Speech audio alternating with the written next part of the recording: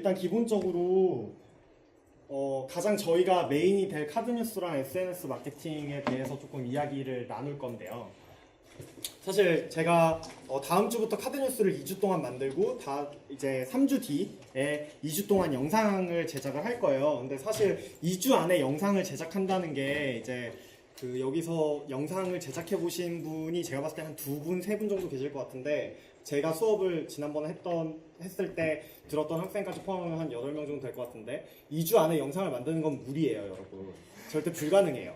그래서 최대한 저희가 툴을 활용해가지고 최대한 간편하게 빠르게 할 수 있는 방법을 사용을 할 거라서, 이제 그런 영상에 대한 어떤 우리가 지식보다는 어쨌든 디자인 전반에 대한 지식을 조금 갖는 게 중요할 것 같아요. 그래서 이제 SNS에 맞는 디자인이란 무엇인가에 대해서 오늘 조금 이야기를 나눌 거예요.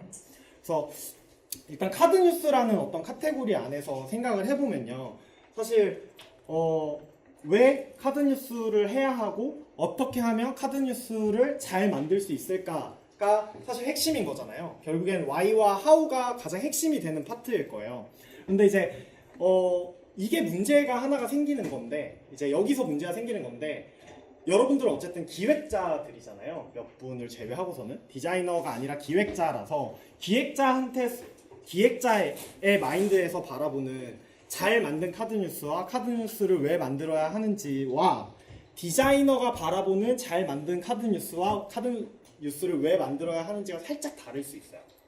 그쵸? 근데 저는 기획자가 아니라 디자이너고, 여러분들에게는 디자이너로서의 어떤 이야기를 조금 들려드리려고 해요. 사실 기획으로서 이런 걸 왜 만들어야 하는지 SNS 마케팅 여러분들 다 공부하셨잖아요. 다들 하시는 거잖아요, 여러분. 여러분들은 막 이제 페이스북 보면은 이게 마케팅이 이렇게 되고 뭐 여기서 통계가 어떻게 되고 이런 거 다 하시는 거 아니에요? 다들 모르는 척을 하는데 이게 모르는 게 아니라 여러분들이 다 알고 계실 거라고 믿어요, 저는. 그리고 이제 최근에, 그리고 제가 오늘 이제 수업 자료를 어제 다 만들어 놓고 오늘 뉴스를 보는데 페이스북이 망할 것 같더라고요. 오늘 뉴스를 보는데 페이스북이 망할 것 같고, 인스타그램에서 이번에 새로운 기능을 추가한다는 건 다들 들으셨나요? 인스타그램에서 자기네 원래 이제 인스타그램에서 광고를 하면 어떤 제품을 사고 싶다라고 하면 링크 타고 들어가게 되잖아요. 그게 아니라 인스타그램 안에서 결제되게끔 이번에 인스타에서 새롭게 이제 만들었더라고요. 그래서 아예 제품 사진이 있으면 그 제품 사진의 태그 기능으로 이제 구매할 수 있는 게 떠요. 그래서 이제 그걸 누르면 바로 인스타그램 안에서 구매할 수 있게끔. 근데 그게 이제 미국에서만 허용이 될지 한국에서도 허용이 될지는 아직 잘 모르겠어요. 이게 이제 한국으로 넘어오면 법제가 조금 다를 것 같아가지고 조금 두고 봐야 되겠는데, 그런 이제 여러분들이 저보다 이런 거에 더 민감하셔야 돼요. 여러분들은 마케터잖아요. 어쨌든 마케팅을 하시는 분들이기 때문에 이런 이제 결국에는 사실 이제 기술이라고 하는 거에 되게 민감해질 필요가 있어요. 저희는 이제 과거 같은 경우에는 어쨌든 물건을 판매한다, 어떤 제품을 판매한다, 서비스를 판매한다라는 게 되게 하나의 어떤 유통 과정을 거쳤잖아요. 근데 지금은 되게 여러 가지의 유통 과정이 있고 신기술이 그 유통 과정을 또 변하게 만들어요. 그래서 그런 어떤 이제 최신의 트렌드에 되게 민감해질 필요는 있는 것 같아요, 제가 봤을 때. 그래서 이제 맨 처음에 보여드릴 그림이 이 그림인데, 자, 제일 여러분들의 기준에서 왼쪽에 있는 게 책이죠. 책이고 그 다음에 있는 게 컴퓨터, 그리고 그 다음에 있는 게 핸드폰, 스마트폰일 거예요. 그렇죠? 모바일. 그래서 사실 이 그림 보면 여러분들 정도 되는 수준의 학생들이라면 딱 아시겠죠. 되게 여러분들 모르는 척을 잘하는 것 같아요. 되게 모르는 척을 잘하는데 그게 아니라 이제 결국에는 사실 그 과거에서부터 우리가 어떤 정보를 얻는 어떤 이제 매체의 변화라고 생각하면 좋을 것 같아요. 제가 이 그림을 만들 때는 정보를 얻는 매체의 변화라는 생각을 하고 이걸 만들어 온 거거든요.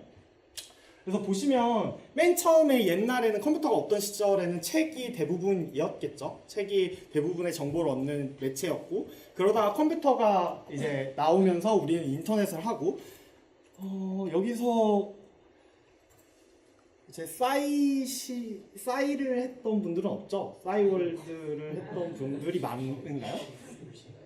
그쵸? 막 좀 이제 고개를 끄덕이는 분들이 있고 그냥 뭐지라고 하는 분들이 있는데 이제 싸이월드를 할 때까지만 해도 사실 이제 이게 모바일이 전혀 없던 세대라서 이제 네이트 온이나 뭐 이제 항상 누군가 친구와 연락이 되려면 컴퓨터 앞에 앉아 있어야 됐어요. 우리처럼 길 가다가 친구랑 연락하는 게 아니라 컴퓨터 앞에 앉아가지고 네이트 온에서 친구가 로그인이 되었냐 안 되었냐를 판단하고 그쵸? 무슨 말인지 아시죠? 그래서 저 같은 경우에는 어땠냐면 그러니까 단톡방이 없잖아요. 일단 옛날에 단톡방이 없으니까 항상 이제 그 클럽 네이트온 클럽이나 뭐 세이클럽 같은 데다가 이제 들어가서 제가 나이가 그렇게 많지 않아요, 여러분. 나이가 많지 않고 그런데 이제 들어가서 게시물을 계속 확인해야 되죠. 이제 어떤 공지사항 같은 게 있으면은 그걸 확인해야 되고 뭐 이런 식으로 했었는데 뭐 잠깐 이제 조금 다른 이야기로 들어가면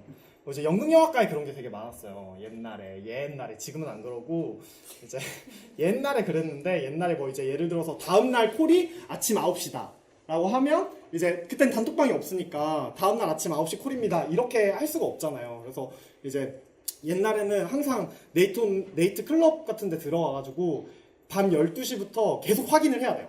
내일 아침 콜이 있는지 없는지.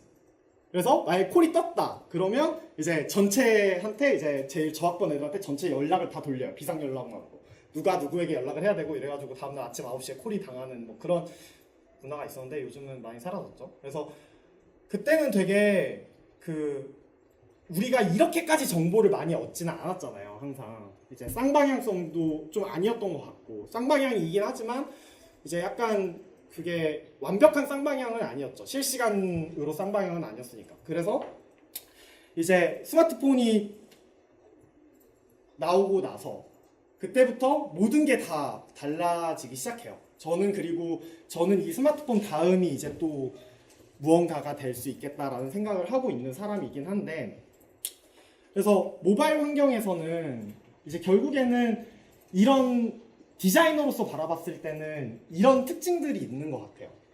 기획의 입장에서가 아니라. 무슨 말이냐 하면 기획의 입장에서는 훨씬 더 많은 고려사항들이 있어야 해요. 여러분들의 입장에서는. 근데 디자이너의 입장에서는 일단 화면 자체가 달라져요. 그쵸? 컴퓨터는 가로로 긴 화면이었는데 핸드폰을 볼 때는 세로로 긴 화면을 바라보게 되죠. 보통 가로로 이렇게 리울 수는 있지만 가로로 이렇게 핸드폰 하는 사람들 많이 없잖아요. 게임할 때 제외하거든. 그쵸? 그리고 작은 화면이고 세로형 화면이다. 그리고 두 번째는 이제 이미지의 비율이 대부분 정해져 있어요. 대부분. 어떤 말이냐면 가로로 너무 긴 이미지를 올리면 핸드폰에서 확인이 너무 어렵고 이제 보통 페이스북이나 인스타그램 같은 데 올릴 때 이미지 사이즈가 정해져 있잖아요. 특히 인스타그램 같은 경우에는 1대1 사이즈만 계속 유지를 하다가 최근 들어서야 조금 이제 그게 조금 다양해졌죠. 그쵸? 그래서 이런 것들이 조금 다르고 그리고 이제 컨텐츠의 소모 속도가 되게 빨라졌어요. 그쵸? 이런 세 가지 특징이 있는데 컨텐츠의 소모 속도가 빠르다는 말은 결국에 무슨 말이냐면요. 이게 페이스북이나 인스타그램이나 여러분들이 보통 사용하실 때를 생각해 보세요. 페이스북을 보면 이제 우리는 아무런 의식 없이 무의식 중에 스크롤을 계속 내리죠. 그쵸? 스크롤을 계속 내려요. 이게 뭐 이제 보고 싶은 컨텐츠인지 아닌지를 생각하지 않고 그냥 무의식 중에 내리는 사람들도 있어요. 미친 듯이. 그쵸? 인스타그램도 그냥 좋아요만 찍고 내리는 사람들이 있죠. 미친 듯이 그냥 이제 모든 게시물에 좋아요를 그냥 아무 의식 없이 탁탁탁탁 누르고 내리는 사람들이 있어요. 그쵸? 그렇기 때문에 이게 결국에는 무슨 말이냐 하면 사람들이 콘텐츠를 볼 때 얼마나 더 아름다운 콘텐츠냐 혹은 자극적인 콘텐츠냐 뭐 이런 기준에 따라 가지고 콘텐츠를 보는 이제 유저의 어떤 익스피리언스가 달라지는 거죠. 그렇죠? 그래서 이 외에도 되게 많은 어떤 것들이 달라지기는 해요. 기획단에서 봤을 때. 특히 이제 학술적으로 보면 특히 UX, UI가 모바일 환경이 대두되면서 엄청 중요해졌잖아요. 그래서 혹시 이제 여러분들이 아실지는 모르겠는데 HCI 학회라는 데가 있어요. 그래서 휴먼 컴퓨터 인터랙션이라는 어떤 연구 분야거든요. 그래서 이제 그쪽 파트로 가면은 UX, UI 관련해서만 정말 어마어마하게 많아요. 이제 학술적인 근거들이나 논문들이. 그래서 왜 사람들은 왜 메뉴바가 왼쪽에 있어야 하는지부터 시작해가지고 모든 화면 구성이라든지 그런 UX, UI적인 것들을 다 이제 학술적인 근거를 내린 거죠. 왜 그런 건지에 대해서. 그런 것들을 여러분들이 조금 읽어보실 필요는 있다고 생각해요. 기획하시는 분들은 특히나. 그런 것들이 다 결국에는 어떤 컨텐츠의 뭐라 해야 될까요? 컨텐츠의 질이나 뭐 레이아웃 뭐 그런 되게 다양한 것들을 결정짓는 요소들이기 때문에 그런 것들을 한 번씩은 읽어보셔야 한다라고 생각을 하고 뭐 그건 중요한 게 아니고요. 그래서 결국에는 이 세 가지에 크게 봤을 때 이 세 가지의 어떤 변화를 우리는 디자인에서 반영을 해야 되는 거거든요. 사실 컨텐츠에서도 여러분들이 기획단에서도 반영을 해야 되지만 디자인 쪽에서도 반영을 해야 된다라고 저는 느껴요. 그렇죠? 그래서 이 디자인이라고 하는 거를 우리가 이제 좀 해야 되는데 이걸 그럼 이제 이 디자인이라고 하는 게 도대체 뭐냐는 거죠. 그렇죠? 여러분들이 이제 사실 이제 기획을 하시다 보면 디자인이 별로야 혹은 뭐 디자인이 좋네 이런 이야기를 하지만 사실 디자이너한테 디자인이란 게 도대체 뭔가요? 라고 물어봤을 때도 정확하게 대답하는 사람이 그렇게 많지 않아요. 그쵸? 그렇게 많지 않을 거예요. 분명히. 이게 디자인이라고 하는 이야기가 너무 광범위하게 쓰이다 보니까 사실 저도 디자인이 정확하게 뭔지 모르겠어요. 이제는. 옛날에는 아름다운 것이라고 생각을 했다가 이제는 정말 사람이 어떻게 스마트폰 버튼을 누르냐까지도 사실 디자인의 범주에 들여넣기 때문에 이게 디자인이라고 하는 게 과연 무엇일까라는 생각을 해보면요. 저는 설계와 시공이라고 이야기를 하거든요. 디자인이 결국에는. 설계랑 시공이 뭔지 아세요? 여러분? 시공? 이게 저희 건축가가 없나요? 건축가가 없군요. 네, 이게 사실 이제 건축 관련된 용어인데요. 제가 무대 디자이너이다 보니 기본적인 베이스가 설계라고 하는 건 결국에는 도면을 그리고 이제 어떤 집을 짓기 위한 기초 틀을 이제 기초 틀을 이렇게 만드는 작업인 거잖아요. 결국엔 어쨌든 그 실질적으로 집을 짓는 단계가 아니라 집을 짓기 전 바로 준비 단계에 해당해요. 그리고 시공이 바로 이 집을 짓는 단계죠. 그렇죠? 실제로 건축하는 걸 보면 이제 설계사가 다르고 시공사가 달라요. 그래서 설계를 하시는 분들은 설계만 하고요. 시공을 하시는 분들은 시공만 해요. 이 두 가지를 모두 다 우리는 디자인의 영역 안에 넣어요. 그래서 이게 되게 살짝 요즘 들어서 문제가 되고 있는 건데 문제가 되는 게 뭐냐면 이제 기획에서 어떤 걸 해서 넘기잖아요. 이게 기획에서 어떤 걸 해서 넘기고 이렇게 해서 디자인으로 넘어가요. 그렇죠? 보통 보면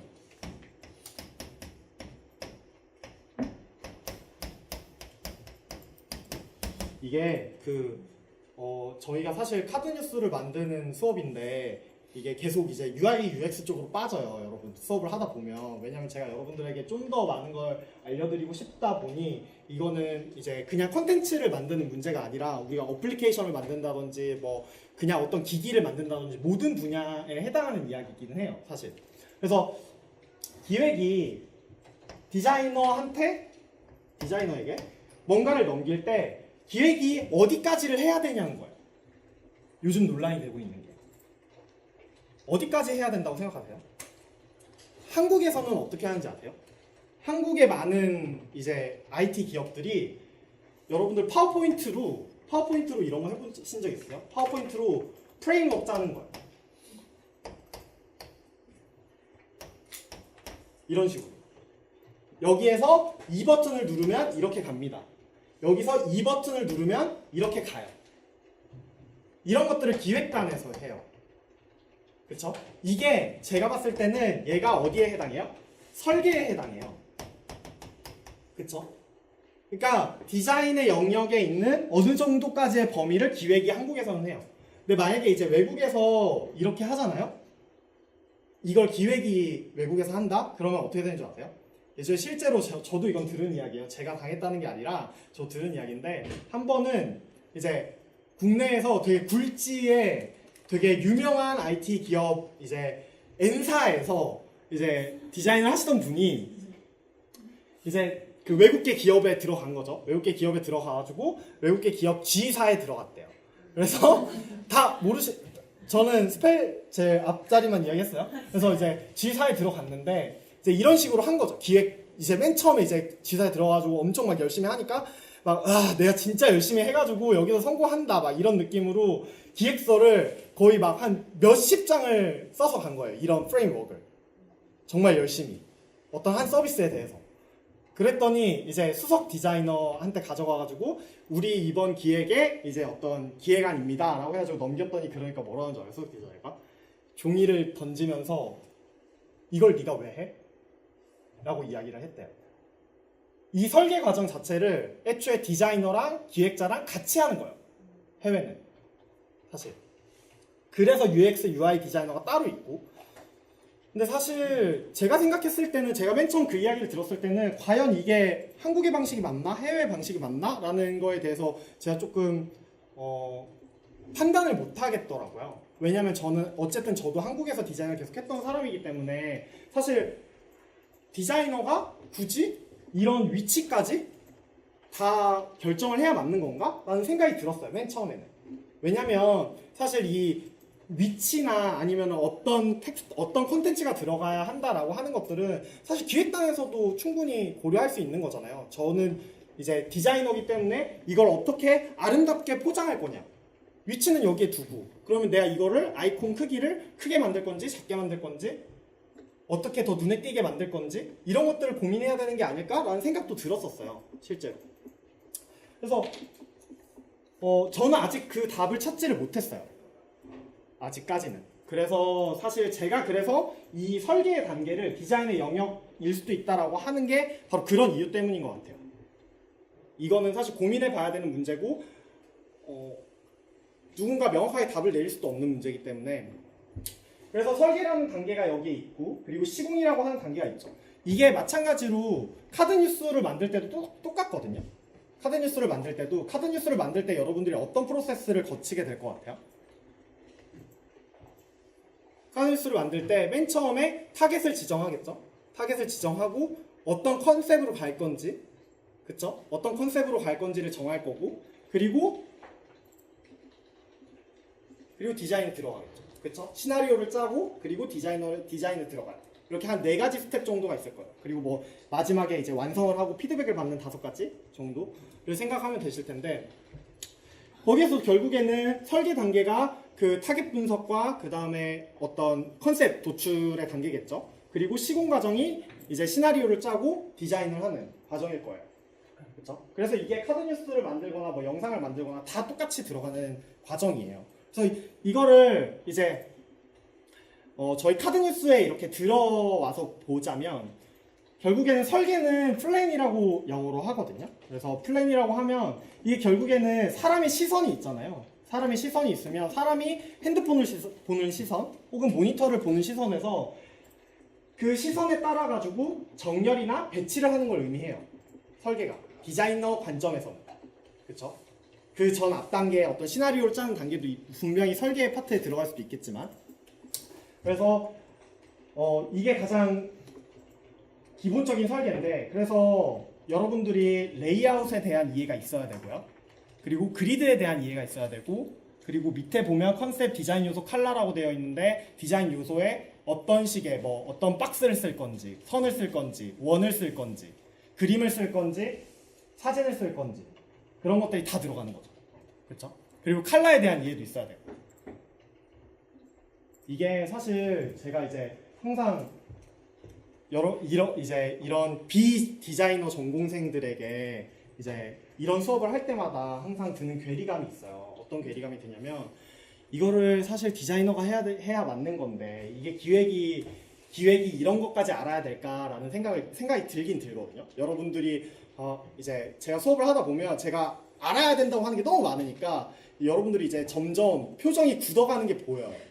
표정이 굳어가는 게 느껴지고 보인단 말이에요. 근데 사실 이런 것들을 모두 알 필요는 없지만 알아두면 그래도 좋은 거죠. 그렇죠? 여러분들 기획자들이 어쨌든 알아두면 좀 더 컨텐츠를 만들 때 효과적으로 만들 수 있을 것 같아요.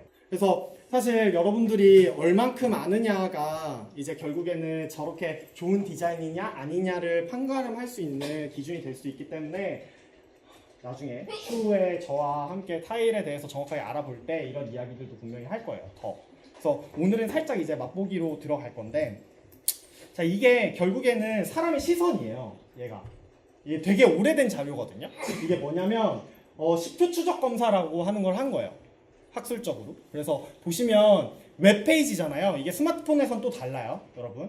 그래서 웹페이지에서 보면 지금 맨 처음에 이거는 글만 있는 컨텐츠예요. 그쵸? 글만 있는 컨텐츠니까 왼쪽 위에서부터 쭈루루루 읽다가 이쪽은 아예 안 봤어요. 그쵸? 빨간색이 있을수록 이제 더 많이 봤다는 거거든요. 더 오랜 시간. 자, 그런데 여기에 중간에 그림이 하나가 들어가니까 한 번 읽고 이쪽도 한 번 더 읽어요. 거의 끝까지 왔어요. 그쵸? 이거 같은 경우에는 글들이 단락으로 나눠져 있어요. 그쵸? 그렇기 때문에 여기서 읽고 조금 힘들어 하다가 마지막에 한 번 더 읽고 넘어가는 거죠. 그쵸? 그래서 여기에서부터 나온 게 바로 F 패턴과 Z 패턴이라고 하는 애예요. 그쵸? 그래서 보시면 결국에는 이게 이제 이런 것들을 여러분들이 많이 보셔야 되는 게 이게 결국에는 소비자의 어떤 행동이랑 굉장히 많이 연관되어 있어서 그런 건데요.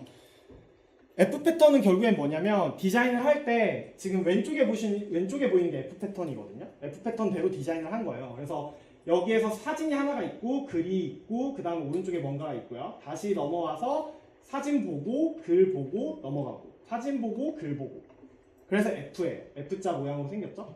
그리고 반대편에 있는 오른쪽에 있는 게 Z자 패턴인데요. 사진을 보고 밑으로 내려와서 글이 있어서 읽고 넘어가요. 그쵸? 그리고 Z자 패턴 같은 경우에 Z 패턴 같은 경우에는 보통 여러분들이 홈페이지 가보면 포트폴리오 사이트에서 되게 많이 사용하는 방식인데요. 이게 웹페이지잖아요. 위에 메뉴가 있어요. 위에 메뉴가 뭐 이렇게 있고 이렇게 있겠죠. 로그인 같은 게 있고 그쵸? 그리고 나서 여기 이미지가 크게 하나 깔려요. 이미지가 크게 하나 깔리고 그 다음에 여기 글이 이렇게 진행돼요. 이러면 사람의 시각이 어떻게 보이냐면요. 1번 보고 2번 보고 넘어가서 3번 읽어요. 이렇게. 그래서 Z자가 완성되죠. 그렇죠? 이런 게 Z 패턴이라고 할 수 있을 거예요. 그래서 Z 패턴 중에서 가장 유명한 게 이제 페이스북 홈페이지죠. 페이스북에 맨 처음 보시면 페이스북이라고 하는 로고가 한번 찍히고 아이디랑 비번 보고 여기서 그림 한번 보고 그 다음에 밑으로 내려가요. 그렇죠? 이런 게 사실 여러분들 이제 디자이너가 그냥 디자이너나 혹은 기획자가 아무 생각 없이 이렇게 만든 게 아니에요. 그렇죠? 다 어떤 근거가 있고 이게 사용자들이 어떤 식으로 봐서 이렇게 움직이면 사용자들이 좀 더 편하게 볼 수 있겠다라고 하는 결과물에서 나온 거거든요. 이런 걸 이제 사실 이제 IT 기업들이 되게 잘하죠. 그렇죠? 이런 것들을 조금 알아두셨으면 좋겠는데 사실 이제 이 F 패턴이랑 Z 패턴도 많이 무너졌어요. 왜? 모바일 환경으로 가면서 이게 무너진 거죠. 그쵸? 이거는 결과적으로는 다 F 패턴이나 Z 패턴이나 다 웹페이지에 해당하는 애예요. 만약에 이거를 저희가 스마트폰에서 본다고 생각해보세요. 눈 아파가지고 못 봐요. 그쵸? 일일이 못 봐요. 그렇기 때문에 그래서 더 카드뉴스가 매력적이라고 하는 거예요. 카드뉴스 자체는 하나의 어떤 정사각형 패턴 혹은 3대2, 2대3의 패턴에서 그런 사각형에서 하나의 정보를 압축적으로 보여주고 그 다음에 슬라이드로 넘어가잖아요. 그렇기 때문에 이런 패턴을 무시하고 새로운 패턴을 만들게 되는 거죠. 그렇죠? 그리고 이제 넘어가는 게 바로 이 레이아웃인데요. 설계에서 제일 중요한 게 이제 이런 F 패턴이나 Z 패턴처럼 이런 것들을 이용해서 만드는 게 바로 이 레이아웃인데 뭐 레이아웃에는 통일, 조합, 강조, 균형이라는 요소가 있대요. 근데 저거는 제가 디자인할 때마다 레이아웃을 짤 때마다 자 오늘은 통일이야, 오늘은 조합이야, 오늘은 강조야, 오늘은 균형이야 이러지 않을 거잖아요. 그렇죠? 저거는 그냥 이제 이런 게 있다라는 것만 알아두시고 그냥 넘어가면 될 것 같고 이게 이제 제가 좀 최근에 했던 공연 기획서예요. 모던 타임즈라고 하는 이제 공연의 기획서인데 이제 기획 파트에서는 이렇게 해서 이제 파일을 주거든요. 그러면은 저는 이걸 가지고 웹 전단을 만들어야 돼요. 그래서 인터파크 티켓 같은데 올라가는 이미지죠. 그렇죠? 그래서 이걸 보시면 기획에서 나름대로 해서 줬어요. 뭐는 타이틀이고요. 뭐는 그냥 글이고요. 이 정도는 해서 준 것 같아요. 이거를 이제 웹페이지에서 여러분들이 본다고 생각해보세요. 읽겠어요, 이걸? 읽겠냐고요? 아무도 안 읽어요. 그쵸? 그래서 이제 제가 이제 이걸 받으면 레이아웃을 맨 처음에 짜죠. 그쵸? 레이아웃을 짤 때 이런 식으로 짜게 됩니다. 그래서 제일 위쪽에 이게 이제 전체 이미지고요. 이게 전체 이미지가 너무 작을 것 같아서 제가 반씩 잘라왔어요. 그래서 보시면 제일 위쪽에 포스터가 한번 들어가고요. 그쵸? 그리고 나서 밑에 부분이 나뉘는데 여기서 자세히 보시면 이제 그리드를 제가 다 나눠놨어요. 보이세요? 이 공간 간격을 지금 여기 이 부분 다 똑같이 나눈 거예요. 이렇게. 조금 다를 수는 있는데 뭐 어쨌든 이런 식으로 공간들을 어느 정도 분배를 하고 양 옆에 이쪽에 양 여백을 두고 이 여백까지는 하나도 텍스트가 나가지 않죠. 그렇죠?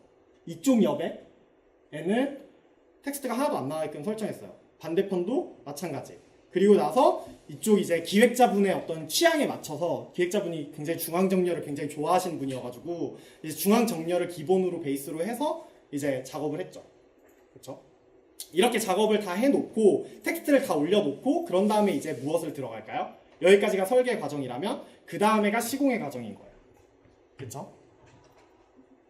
이해가 되시나요? 그래서 여기까지 이제 레이아웃을 다 짰으면 이제 시공이 들어가는데 시공에서는 폰트, 톤 앤 매너, 컨셉, 일러스트, 사진, 3D 아트, 디자인 요소, 컬러 이런 것들을 모두 다 결정하게 돼요. 그리고 이것들을 어떤 팀은 설계 과정에서 결정하는 팀도 있어요. 사실 이제 이게 가장 어떤 그래픽 디자인을 하는 사람들의 어떤 가장 큰 문제라고 볼 수 있는데요. 그러니까 가장 큰 문제라기보다는 어떤 괴로움 같은 건데 설계가 있고 시공이 있잖아요. 자, 우리가 집을 지을 때는요. 집을 지을 때 설계에서 시공으로 넘어갔어요. 그쵸? 그럼 시공에서 설계로 다시 넘어가는 일이 있을 수 있을까요? 없을까요? 없어요. 시공 들어가면 끝난 거예요. 시공 들어가면 설계로 다시 넘어오는 일 없고 시공 다 끝나고 나서 하자 보수만 해요. 그쵸? 근데 그래픽 디자인이나 웹 디자인 이런 파트에서는 어떻게 될까요? 자, 설계를 다 했고 시공을 다 했어요. 다시 설계로 돌아가는 경우가 많아요. 그쵸? 왜냐? 이제 작업을 할 수 있으니까.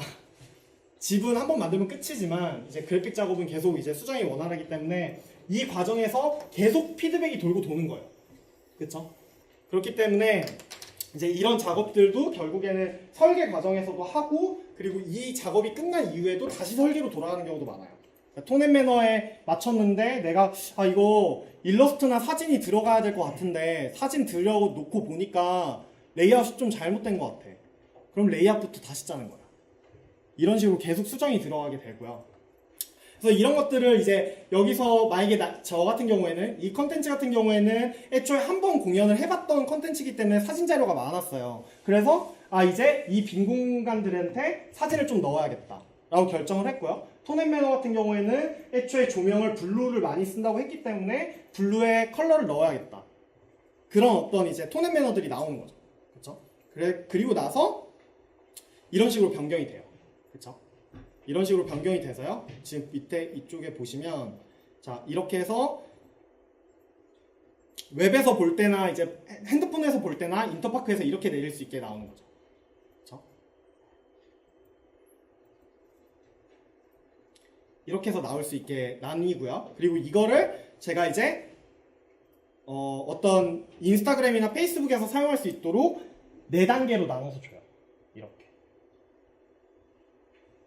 그쵸? 이게 이제 원래 디자인이 이랬던 게 이렇게 변하는 거예요. 무슨 말인지 아시겠죠? 그쵸? 그래서 사실 이제 자, 그리고 여러분들은 이제 이 수업이 끝나고 6주차의 수업이 끝나면 이 정도까지는 완성할 수 있어야 돼요. 그쵸? 어떤 글이든 어떤 이제 A4 용지 하나의 글이다 라고 이렇게 글이 딱 내려오면은 이거는 레이아웃이 이렇게 들어가야 될 것 같고 그리드는 이렇게 들어가야 되고 다는 이렇게 들어가야 돼. 이게 딱 나와야 돼요. 그쵸? 그래서 저는 딱 그 정도 수준까지만 올라주면 될 것 같아요. 그쵸? 어렵지 않아요. 그래서 이제 이런 것들이 조금 있고, 사실 제가 조금 더 사실 하고 싶은 이야기 중 하나는, 여러분들과 조금 하고 싶었던 이야기 중 하나는 여기에서 이제 구체적인 어떤 하나하나의 요소들을 조금 더 이야기하고 싶었었어요. 그러니까 레이아웃은 어떻게 짜는 거며, 황금 비율이 도대체 무엇이며, 그리고 뭐 이제 폰트를 결정할 때는 어떤 폰트가 좋은 것이며, 이런 것들을 더 이야기하고 싶었는데 아마 다음 시간부터 이런 이야기들을 조금씩 하긴 할 거예요. 근데 사실 여러분들이 어쨌든 디자이너가 아니기 때문에 타일을 들어가 보시면 되게, 타일 사용해 보신 분은 있나요? 네? 한 분? 두 분? 지금 보시면 타일은 되게 간편하게 돼 있어요. 진짜 이제 크리에이트를 누르잖아요. 그러면 되게 간편하게 돼 있는 게요, 이제 이런 식으로 뭐 무드가 있고 메시지가 있고 그 다음에 미디어가 있겠죠. 자, 그러면 예를 들어서 메시지를 들어가 보면 뭐 강의 소개를 제가 들어가 볼게요. 그리고 바로 시작을 누르면 이런 식으로 뚜루룩 떠요. 그쵸? 이런 식으로 쭈루룩 뜨고, 그리고 나서 근데 내가 이게 1번, 2번, 3번, 4번이 다 똑같은 이미지인 게 별로야 라고 하면요, 뭘만 누르면 되냐면 디자인 바꾸기 한 번만 누르면요, 이렇게 아름답게 디자인이 바뀌어요. 이렇게 자동으로 랜덤하게. 무슨 말인지 아시겠죠? 그래서 사실 여러분들이 자, 이걸 보면 그럼 선생님 제가 굳이 레이아웃을 배워야 하나요? 라는 생각이 들잖아요. 레이아웃을 배워야 하나요? 이걸 그리드를 배워야 하나요? 라는 생각이 들 거예요. 그래서 사실 이게 이제 그래서 제가 더 깊숙이 들어가지 않는 거예요. 여러분들과 이 수업에서. 왜냐하면 이 수업에서 사실 레이아웃에 대해서 이야기를 하자면 사실 레이아웃 하나만 가지고도 3시간 동안 이야기할 수 있어요. 저는 이 앞에서 떠들라 그러면. 근데 이제 그렇게까지 하지 않는 이유는 여러분들은 레이아웃의 가장 기본적인 요소만 알고 이제 넘어가면 나머지는 타일이 알아서 해줄 거예요.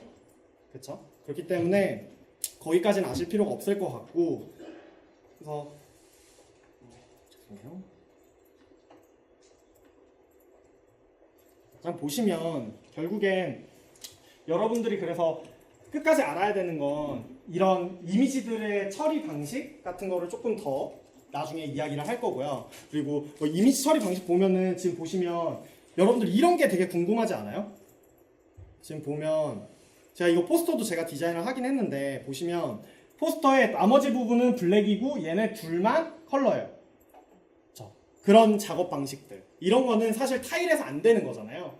이것도 되게 포토샵에서 간단하게 할 수 있는 기능이기는 하거든요. 그래서 이런 것들을 조금 더 추가적으로 알려드릴 거예요. 그리고 이런 작업 방식들에 대해서 조금 더 추가적으로 알고 싶으시면 사실 여러분들이 메일을 저한테 계속 해주셔야 돼요.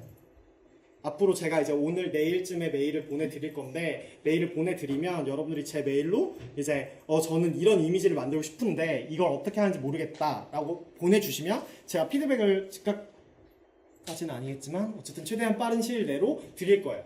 빠른 시일 내로 드리면 여러분들이 그거를 카드뉴스에 사용할 수 있겠죠. 그렇죠? 그런 식으로 조금 진행을 했으면 좋겠고, 그리고 이제 추가적으로 나머지 부분들에 대해서는 레이아웃이나 뭐 폰트 그런 이야기들은 다음 시간에 조금 더 이야기를 할 기회가 있을 것 같고요. 오늘은 가장 기본적인 애들만 조금 이야기를 해봅시다. 자, 그 다음에는 밑에 보시면 모바일 페이스북 사이즈라고 적혀 있어요. 그쵸? 보시면 페이스북의 가장 기본적인 사이즈들이에요. 얘가 페이스북에서 볼 수 있는 가장 기본적인 사이즈. 이게 무슨 말이냐 하면 여러분들이 페이스북을 맨 처음에 키시잖아요. 페이스북을 켜보시면, 페이스북을 켜보면 디자인이, 자, 이게 핸드폰이에요. 그쵸? 핸드폰이 이렇게 있으면 페이스북을 키면 어떻게 돼 있나요? 여러분들의 페이스북은. 페이스북을 안 하시는 분들도 좀 계시죠? 그쵸? 여기 이렇게 위에 있고 여기 검색 바가 있고요. 그쵸? 검색 바가 있고 그 다음에 어떻게 돼요? 하나의 컨텐츠씩 이렇게 쭈루루루룩 나오게 돼 있어요. 그쵸? 이렇게 쭈루루룩 나오게 되어 있는데 바로 여기에서 보여지는 썸네일 이미지의 크기입니다. 지금 여기 보이시는 크기들. 결국엔 여러분들이 가장 중요시 여겨야 하는 파트는요, 이 썸네일을 눌렀을 때의 아이들이 아니에요. 가장 우선적으로 아까 제가 말씀드렸잖아요. 사람들은 무의식 중에 이 스크롤을 계속 올려요. 그쵸? 스크롤을 올리다가 이건 뭐야? 라고 하는 순간 이 컨텐츠를 클릭해서 그 안에 들어가 있는 내용을 보기 시작하죠. 그쵸? 그래서 여러분들이 해야 되는 건 가장 먼저 이 썸네일을 어떻게 해야 사람들한테 관심을 끌 수 있게 만들까에 대한 거예요. 근데 만약에 예를 들어서 이 썸네일이 정말 진짜 막 중구난방으로 돼 있어요. 그럼 사람들이 보겠어요? 안 본단 말이에요. 그쵸? 예를 들어서 지금 보시면 자 뒤로 한번 넘어와 볼게요. 이게 하나의 페이스북에서 보여줄 수 있는 썸네일의 비율이거든요. 얘네가 하나고 얘네가 하나예요. 그쵸? 그럼 여러분들이 선택할 수 있는 거예요. 근데 만약에 예를 들어서 3대2대 1대1, 1대1, 1대1 사이즈로 내가 선택을 했어요.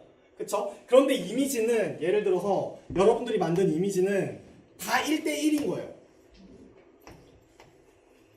그쵸? 이런 4개의 이미지를 만들었다고 생각을 해보세요. 그런데 여기에다가 나는 어떻게 글을 썼냐면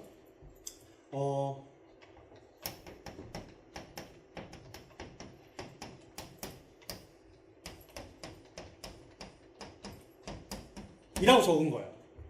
콘텐츠 마케팅이라고 이렇게 대문짝만하게 박아놨어요. 그런데 이걸 만약에 선택했다고 생각해보세요. 그럼 이미지가 어떻게 나와요? 여기 잘려서 나와요. 그러면 이거밖에 안 보이는 거예요. 사람들이 클릭해서 볼까요?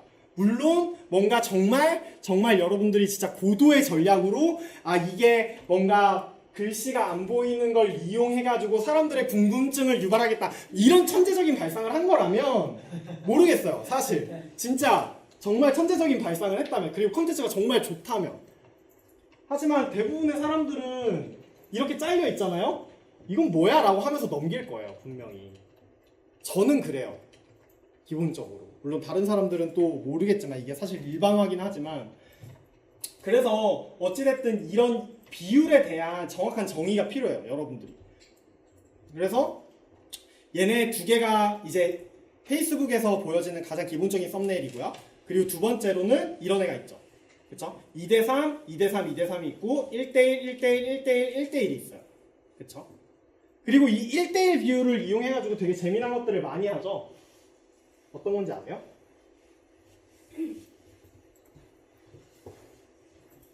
아무도 모르시나요?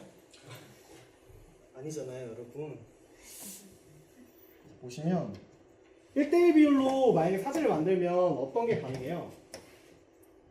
한 번에 모아보고. 그쵸. 한 번에 모아볼 수 있게끔이 가능한 거죠. 자, 이렇게 1대1 비율로 이렇게 이미지가 떴을 때, 자, 예를 들어서 글이 이렇게 들어갈 수 있어요. 그쵸? 그래서 여기 1번, 2번, 3번, 4번 이렇게 나올 수 있죠. 그쵸? 그리고 여기에다가 뭐 이렇게 블랙 처리가 되고 몇 장의 이미지가 더 있다라는 식으로 이렇게 뜰 수가 있어요. 그쵸? 이런 이미지가 잘못됐다는 건 아니에요. 근데 이런 이미지를 어떤 식으로도 사용할 수 있어요?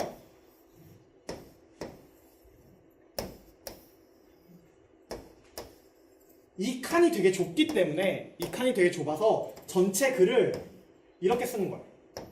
그쵸? 그쵸? 다들 왜 이제서야 고개를 끄덕이는 거죠? 다들 이런 식으로 쓸 수도 있는 거죠. 그쵸? 그래서 이거에 대해서 결국에는 이제 기획이랑 디자이너가 같이 협업해서 이걸 어떻게 만들 거냐를 먼저 설계 단계에서 구축을 해야 이런 디자인이 나와요. 그쵸? 그래서 여러분들은 이제 사실 제가 맨 처음에 원했던 것은 이제 그룹 조를 짜는 게 아니라 한 사람당 하나의 컨텐츠를 만드는 거여가지고, 이제 그랬으면 이제 기획이랑 디자인을 둘 다 동시에 하시게 되잖아요. 그랬을 때는 조금 더 이제 빠른 뭔가 나오지 않았을까라는 생각을 하는데, 뭐 어쨌든 조별로 한다고 쳐도 4명에서 5명 정도의 적은 수기 때문에 이런 식으로 이제 디자인을 어떻게 할 건지, 어떤 걸 선택할 건지 이런 것들에 대해서 충분히 고려를 해보시면 재밌는 게 많이 나올 것 같아요. 그리고 최근에는 이제 편법인데요. 페이스북에서는 어떤 방식으로도 이미지를 올릴 수 있냐면, 그게 좀 편법이에요. 그냥 바로 올릴 수는 없는데, 얘네들을 1대1, 1대1, 1대1 애들을 얘네들을 이미지로 올리고요. 2대3인 애를 영상으로 올릴 수도 있어요. 무슨 말인지 아시겠나요? 그런 식으로도 올려요. 사람들이. 그거는 이제 그냥 바로 이미지를 올리는 게 아니라 페이지 그 어플리케이션 안에서 사진들을 먼저 올리고 그 사진들을 사진첩에 묶고 그 사진첩에다가 영상을 추가하는 방식으로 진행이 되거든요. 그런 식으로 이제 올리는 경우도 있어서 그런 것도 있다라는 걸 좀 알아보시면 되게 좋을 것 같아요. 그래서 결국에는 제가 하고 싶은 말은 뭐냐, 이 비율이 되게 여러분들이 보시기에는 간단한 것 같아 보여도 이 비율이 가장 기본적인 설계의 베이스라는 거예요. 땅의 크기인 거잖아요. 우리가 집을 지을 때 땅이 100평인데 200평짜리 집을 지을 수 없는 거랑 똑같은 거예요. 무슨 말인지 아시겠죠? 땅이 100평짜리인데 그 위에다가 200평짜리 집을 짓고 싶어 라고 하면 당연히 안 되죠. 이게 결국엔 토지란 말이에요. 그렇죠? 그래서 이 토지라는 개념이 있고, 그리고 또 하나의 개념은 뭐냐, 자 그럼 이게 결국에는 비율만 맞추면 끝나는 건가? 라는 생각을 하게 돼요. 그쵸? 근데 비율만 맞추면 끝나는 게 아니라요, 사실 여기서부터는 타일을 사용하실 분들은 크게 듣지 않으셔도 되는 문제이긴 한데 타일에서 알아서 맞춰주기 때문에 사실 이제 여러분들이 사진이나 뭐 어떤 그래픽 이미지들을 사용하실 때 조금 고려해 보셔야 되는 사항이기도 해요. 자 보시면요, 자 카드뉴스 정사각형에 안에 숫자가 뭐라고 적혀 있나요? 900, 900이라고 적혀 있어요. 그쵸? 자 보시면 이게 무슨 말이냐면, 자 여기가 900이고 여기가 900이라는 이야기죠. 그쵸? 여기에 단위는 뭘까요? 픽셀. 그쵸? 픽셀이에요. 픽셀. 픽셀에 대해서 제가 지난번에 설명드렸죠? 지난 시간에. 픽셀은 뭐예요? 가장 이미지를 이루는 가장 기초 단위예요. 세포 같은 애들이죠. 그쵸? 비트맵 이미지에서. 애초에 기본적으로 페이스북은 이제 기본적으로 비트맵 이미지를 가장 기본으로 올리게 되어 있어요. 그렇기 때문에 이제 이 픽셀 단위를 가장 기본으로 쓰게 되는 건데, 그렇다면 이게 무슨 말이냐면 900대 900인 사이즈일 때 가장 빠르고 쉽게 올라간다는 이야기예요. 1600대 1600도 올라갈 수는 있어요. 그쵸? 1대 1이니까 그냥 비율상으로. 그러니까 1600대 1600 픽셀이랑 1600 픽셀짜리의 사각형 박스가 있다고 생각할게요. 그러면 얘를 올릴 때는 어떻게 올리겠어요? 사이즈를 줄이고 올려요. 그 과정에서 이미지가 깨질 수도 있어요. 특히 큰 파일을 작게 만드는 건 그렇게 큰 문제가 안 되거든요. 그런데 작은 파일, 예를 들어서 450에 450인 애를 올렸다라고 하면 어떻게 됐어요? 이미지가 깨져요. 픽셀이 보여요. 그쵸? 그렇기 때문에 여러분들이 사진을 찾을 때 웹서치를 해서 내가 카드뉴스에 들어갈 어떤 이미지를 찾겠다라고 하실 때도 최소한 가로가 900이고 세로가 900인 애를 찾으셔야 돼요. 최소한의 사이즈가. 이해가 되시죠? 그쵸? 이런 것들을 고려를 하셔야 됩니다. 그래서 보시면 가로형 같은 경우에는 900에 600, 그 다음에 세로형 같은 경우에는 600에 900까지죠. 그리고 단일 이미지가 조금 달라요. 사이즈가 1200대 630이에요. 그쵸? 이런 것들을 좀 여러분들이 알고 계시면 나중에 포토샵이나 일러스트에서 작업을 해서 넘길 때 좀 더 간편하게 해서 넘길 수가 있어요. 그쵸? 뭐 아마 이 가로형 동영상이나 세로형 동영상 같은 경우에는 이제 아직은 모르셔도 될 텐데, 이게 여기서 보시면 가로형 동영상이랑 세로형 동영상이 있잖아요. 이게 이제 제가 왜 4K를 굳이 안 써도 된다라고 했던 이유 중에 하나예요.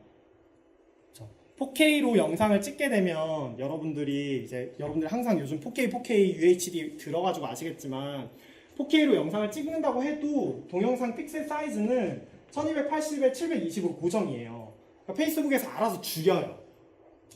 무슨 말인지 아시겠죠? 그렇기 때문에 편집을 그렇게까지 하실 필요는 없으시고 나중에 하더라도 이거는 뭐 이제 나중에 기술이 더 발전하면 분명히 더 좋아지긴 하겠죠. 자, 그거는 뭐 나중에 문제고, 그리고 뭐 그 다음에 애들은 보실 필요는 없을 것 같아요.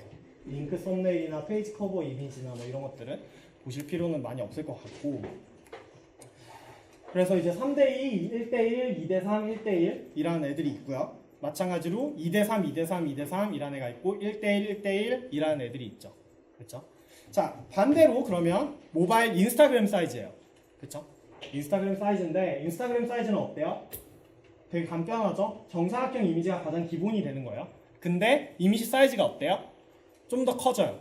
1080, 1080으로. 그렇죠? 그래서 이게 되게 애매한 건데요. 보통 페이스북에 올리는 컨텐츠를 인스타에도 그대로 올리시잖아요. 그쵸? 거의 대부분 그렇게 할 거예요. 그래서 보통의 경우에는 어떻게 되냐면, 자, 페이스북은 900인데 인스타는 1080이네요.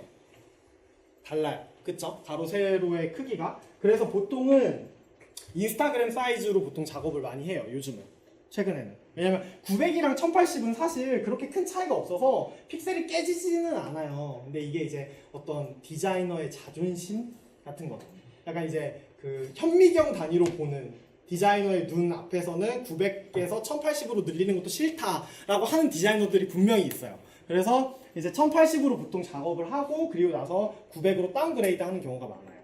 그래서 이제 이거는 근데 사실 여러분들한테 중요한 건 아니지만 어쨌든 뭐 이런 이미지가 있다라는 거를 조금 알아두셨으면 좋겠고 한 가지 예를 들어서 작은 이미지를 크기를 키웠을 때 어떻게 되는지를 조금 볼게요. 예를 들어서 아이콘이라는 애를 좀 검색을 해봅시다. 그러면 이런 애들이 나올 거예요. 그쵸? 지금 보시면 이미지들이 큰 애들 먼저 나오는데 자 이거 봅시다. 여기 보시면 밑에 지금 글씨가 안 보이시죠? 256 곱하기 256이래요. 얘가 이미지가. 그쵸? 자 그럼 이 이미지를 복사해서 올게요. 복사해서 오고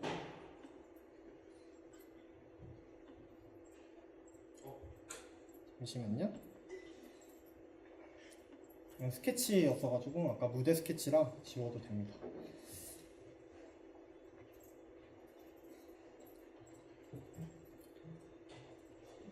자 여러분들이 만약에 이거를 이제 한번 가지고 온다고 생각해 볼게요. 그러면 자 900에 900으로 해서 만든다고 생각할게요. 자 그럼 여기 이렇게 만들었을 때 이거를 아까 이미지 복사한 걸 여기다 넣을게요. 넣으면 어떻게 되겠어요? 이게 256에 256이에요. 그쵸?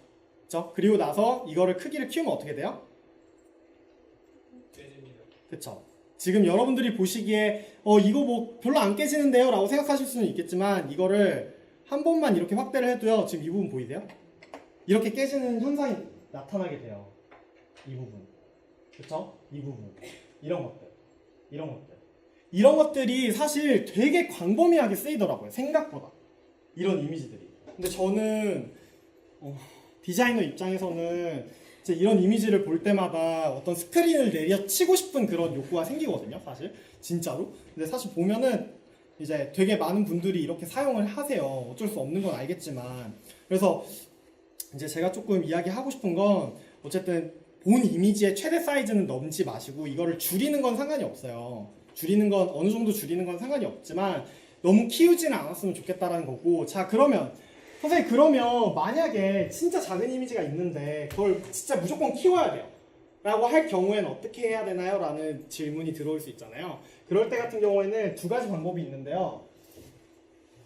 하나는 그래서 이미지 서치를 애초에 벡터 파일로 하시는 거예요. 벡터 파일 지난 시간에 제가 설명드렸었죠. 벡터 파일 어때요? 확대해도 깨지지 않아요. 그래서 벡터 파일로 이미지를 찾거나 혹은 두 번째 방법은 만드세요. 직접. 네. 그 방법밖에 없습니다. 여러분. 그래서 최대한 이제 다시 찾거나 혹은 다시 만들거나 이 두 가지 방법이니까 애초에 이제 이미지를 찾을 때 조금 신경 써서 찾아주셨으면 좋겠고요. 그리고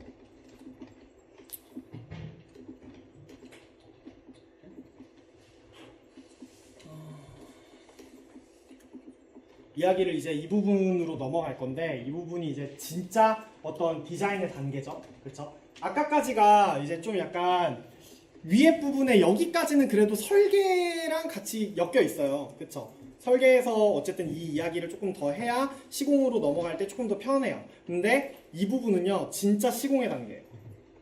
그렇죠? 어디서부터가 시공일까요? 정확하게 말하면. 어디까지가 설계랑 약간 반쯤 발이 걸쳐져 있고 어디까지가 시공이 완벽하게 이건 시공의 영역이에요 라고 할 수 있을까요? 색상은 시공일까요? 그렇죠? 색상은 시공일 수 있을 것 같아요. 사실 여기에 모든 부분이 설계일 수도 있고 사실 여기에 있는 모든 부분이 시공의 영역에 들어갈 수도 있어요. 그렇죠? 그래서 제가 이거를 따로 위에다가 타이틀을 안 붙인 이유기도 해요. 설계냐 시공이냐. 그렇죠? 그래서 보시면 설계 단계에서는 보통 구성 패턴까지 이야기를 하고요. 그리고 뭐 컨셉이랑 색상이랑 폰트 같은 경우에 저는 보통 시공 단계에서 하기는 해요. 직접 디자인을 하면서 짜보면서 아 이게 어떤 게 더 맞겠다 뭐 이런 식으로 이야기를 하는데 이제 보통 뭐 기획의 힘이 더 세냐 혹은 디자이너의 힘이 더 세냐에 따라 조금 나뉘는 것 같아요. 이거는 사실 기획단에서 폰트를 정해지는 경우도 있고 폰트를 정해주는 경우는 많이 없네요. 색상까지는 정해주는 경우들도 많거든요. 그러니까 뭐 예를 들어서 이제 클라이언트가 예전에 어떤 모 기업이 그런 적이 있어요. 여러분들이 아실지 모르겠는데, 아시는 기업일지 모르는 기업일지 모르겠는데, 아이리버라고 혹시 아시나요? 네. 다행히 뭔가 엄청 어린 친구들은 아닌가 봐요, 여러분들이. 엄청 어린 친구들은 아닌가 봐요. 요즘 애들은 아이리버를 모르더라고요. 근데 이제 예전에 제가 있었던 벤처 기업이 아이리버 출신들이 만든 기업이었어요. 아이리버가 이제 딱 전자 사전까지 찍고 넘어오신 분들. 그래서 이제 아이리버 분들의 이야기를 들어보면 무슨 이야기를 하냐면요. 아이리버의 대표 색상이 뭔지 아세요, 여러분? 빨간색? 무슨 색일 것 같아요? 진짜 의외의 색이에요. 뭐? 아이리버가 진짜 그 색이었다고? 약간 이런 생각이 드는 색이에요. 정답. 주황이에요. 주황색이었어요. 아이리버. 여러분들 검색해봐요. 진짜 아이리버는 주황색을 많이 썼어요. 그래서 예전에 한번 MP3도 주황색으로 한번 낸 적이 있고 막 이랬는데, 왜냐면 대표님이 주황색을 그렇게 좋아했대요. 진짜 대표님 주황색이 아니면 정말 모든 기획서에 주황색이 없으면 반려될 정도였대요. 진짜로. 그래가지고 예를 들어서 예전에 어떤 일이 있었냐면 기획서가 나왔는데 대표님이 이제 최종 결정을 안 한 거죠. 그래가지고 디자이너가 이제 폰트나 이런 주 테마 컬러를 주황색으로만 바꿔서 가져왔대요. 통과됐대요. 그런 경우들이 있대요. 그래서 이제 그런 정말 파워가 기획 파트에서 세면 그런 색상이나 이런 것도 정할 수 있다라는 이야기였고요. 이건 좀 사설이네요.